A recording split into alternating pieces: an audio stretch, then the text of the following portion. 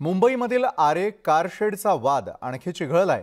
उपमुख्यमंत्री देवेंद्र फडणवीसांनी माजी मुख्यमंत्री उद्धव ठाकरेंवर गंभीर आरोप लावलेले आहेत। त्यामुळे पुन्हा एकदा भाजपा आणि उद्धव ठाकरेंच्या मूळ शिवसेनेमध्ये वादाची ठिणगी पडल्याचं चित्र आहे। पाहूयात नेमका हा नवा वाद काय येते।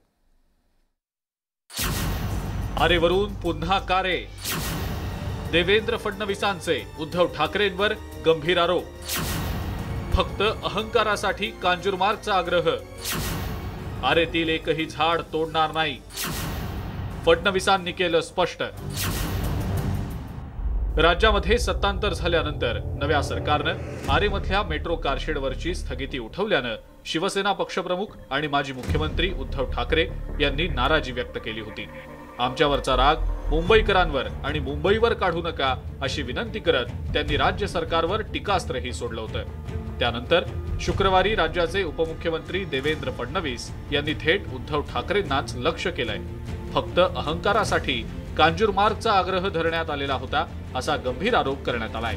स्वतः उद्धवजी ठाकरे साहेबांनी जी समिती तयार केली होती हाय लेवलची, एसीएस सौनिक यांची, त्या समितीने स्पष्ट अहवाल दिला की हे कारशेड मेट्रोमध्येच फिजिबल आहे। ते कांजूरमार्गला नेलं तर प्रचंड खर्च वाढेल आणि 4 वर्ष डिले होईल।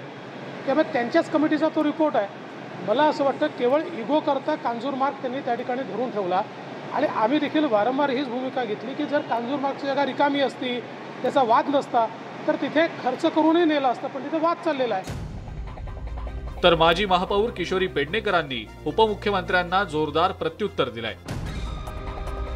शिंदे गटाचे नेते दीपक केसरकर यांनी मात्र या मुद्द्यावर सावध प्रतिक्रिया दिली आहे। नेहमी असं का विचारता मला की मी असं उद्धव साहेबांच्या बद्दल काहीच बोलत नाही, आणि मी जर उद्धव साहेबांच्या बद्दल एखाद्या प्रश्नाचं तुम्हाला उत्तर दिलं तर लगेच तुमचं जे टायटल असतं त्याच्यामध्ये दीपक केसरकरनी उद्धव ठाकरेंच्यावर टीका केली असं मग टायटल येतं। मेट्रो कारशेडसाठी आरेमध्ये एकही झाड कापायची गरज नाही। कारशेडचं 29% आणि एकूण प्रकल्पाचं 85% काम पूर्ण झाल्याचं स्पष्टीकरण सुद्धा उपमुख्यमंत्री देवेंद्र फडणवीस यांनी दिलेलं आहे। राज्यामध्ये आरेवरून कारे सुरूच राहणार याचा प्रत्यय आता पुन्हा एकदा राज्यातल्या जनतेला आलाय।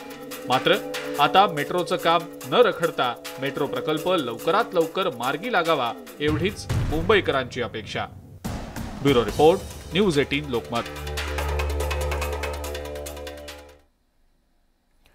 भाजपच्या नेत्या पंकजा मुंडे या पुन्हा एकदा नाराज झालेल्या आहेत। कारण आता राज्यसभा विधान परिषदेनंतर आता मंत्री पदावरून हे नाराजी नाट्य पंकजा मुंडेंच्या नाराजीची हॅट्रिक पाहायला मिळते। मंत्री पद न मिळाल्यानं पंकजा नाराज आहेत। पंकजा मुंडेंनी त्यामुळे भाजपला आता घरचा आहेर दिलाय। पंकजांच्या टीकेनं विरोधकांना मात्र आयती संधी तर मिळाली नाहीये ना, कारण भाजप पंकजांच्या नाराजीची दखल घेणार का असा प्रश्न आता विरोधकही विचारतात।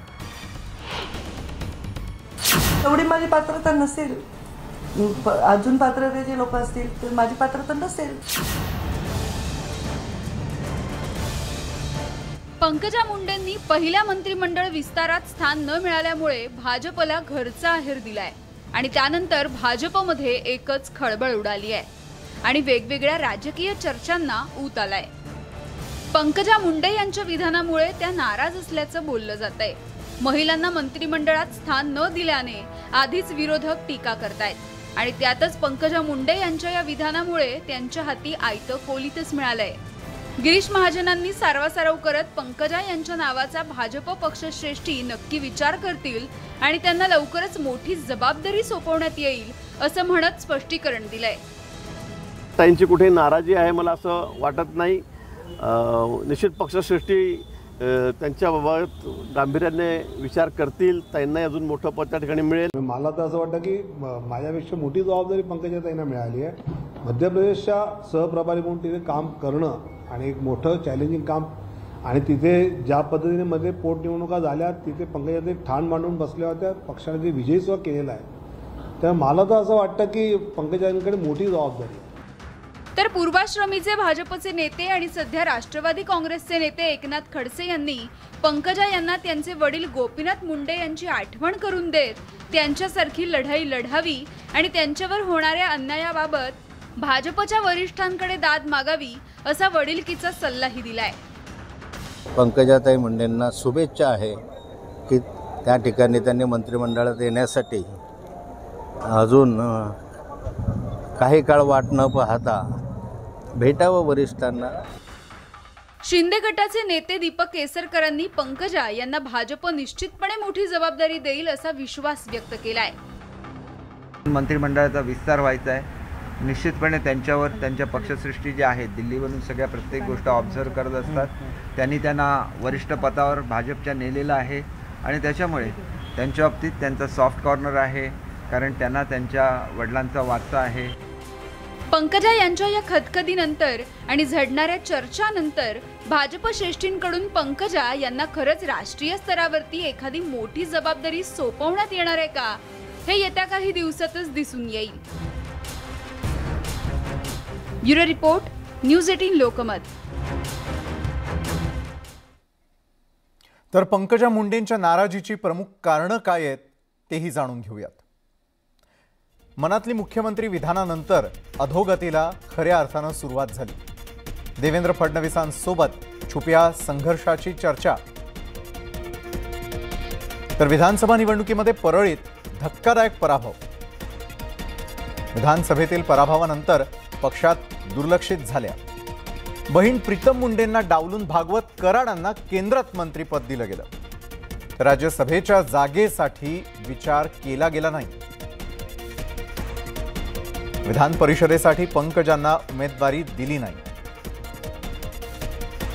तर शिंदे फडणवीस मंत्रिमंडळाच्या पहिल्या विस्तारात समावेश नसणं. भाजपमध्ये साईड लाईन केल्याची भावना.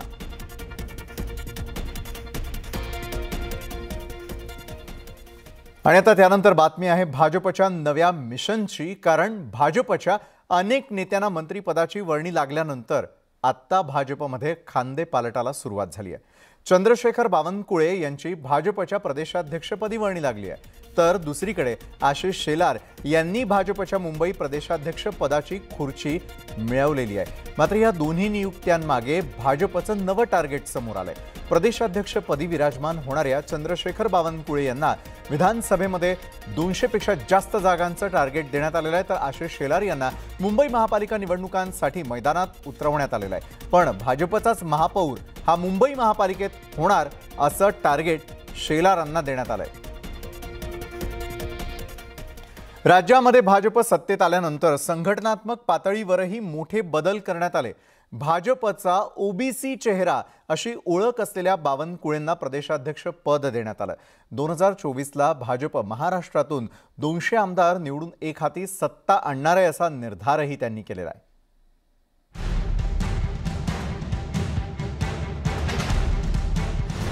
भाजप प्रदेशाध्यक्षपदी चंद्रशेखर बावनकुळे. बावनकुळेंचं महाराष्ट्रासाठी मिशन 200. भाजपच्या नव्या कॅप्टनचं नवं टार्गेट. चंद्रशेखर बावनकुळे आक्रमक, अभ्यासू नेता. महाराष्ट्र भाजपचा ओबीसी चेहरा अशी ओळख असलेल्या बावनकुळेंच्या हाती प्रदेश भाजपची सूत्र देण्यात आली आहे. भाजपच्या तालमीत तयार झालेला पण ग्रामीण राजकारणाची नाडी ओळखणारा नेता अशी त्यांची ओळख आहे. ऊर्जा मंत्री असताना धडाकेबाज मंत्री म्हणून त्यांनी आपली ओळख निर्माण केली. 2019च्या विधानसभा निवडणुकीत उमेदवारी नाकारण्यात आल्यानंतरही ते खचले नाही. भाजप विरोधी पक्षात असताना त्यांनी महाविकास आघाडी सरकारचे ऊर्जा मंत्री नितीन राऊत यांना सळो की पळो करून सोडलं. विधानसभेची उमेदवारी नाकारणाऱ्या भाजपनं त्यांना विधान परिषदेवर निवडून परत विधिमंडळात नेलं. प्रदेशाध्यक्ष पदाचा विचार करतानाही बावनकुळेंच्या नावाचा विचार झाला. बावनकुळेंनी भाजपला महाराष्ट्रात एकहाती सत्ता देण्याचा निर्धार केलाय. माझी नियुक्ती संघटनात्मक शक्ती ताकदीनं वाढवण्याकरता आणि भारतीय जनता पक्ष हा महाराष्ट्रामध्ये एक नंबर, मी आधीच सांगितलं, महाराष्ट्राचं सर्व सत्ता केंद्र, मग ते स्थानिक स्वराज्य संस्था असो, विधानसभा असो की लोकसभा असो, यावर जनतेची सेवा करण्याकरता देशातलं आणि महाराष्ट्राचं सरकार भारतीय जनता पक्षाच्या विचाराचं असलं पाहिजे, याकरता आम्हाला काम करायचं आहे.